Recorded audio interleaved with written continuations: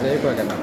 من الالوان الشائعه والمنتشره السنه اللي فاتت والسنه دي كمل معانا وشكله مكمل معانا لاخر رمضان هو لون الفانيلا لاتيه.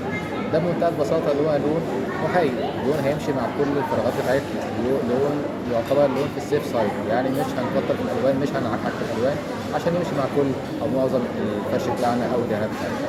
طب الفانيلا لاتيه ده طلع ليه؟ اشتهر قوي كده ليه؟ بقى ترندنج ليه؟ عشان بقى اسمه ابن ناس شويه، بقى اسمه فانيلا لاتيه، بس هو طول عمره موجود عندنا في بيوتنا من 70 80 سنه فاتت. معظم بيوتنا لو بصيت كده على البيت بتاعك هتلاقي فيه لون البيج، لون الطفيل، الشامبين، يعني ايا كان مسماه ايه قبل كده، لكن دلوقتي بقى اسمه فانيلا لاتيه، فخلاص بقى عدى خلاص بقى.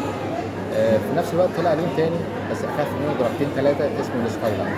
ده نفس درجات البيجات بس افتح شويه، ده برضه هيمشي مع الدهانات بتاعتنا لانه يعتبر لون محايد.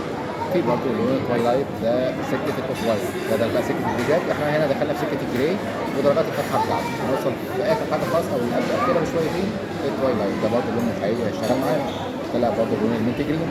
المنت جرين ده هو اللون الاخضر الفاتح بس يكون مطفي شويه وهادي شويه، مش مفرقع ولا مطرقع.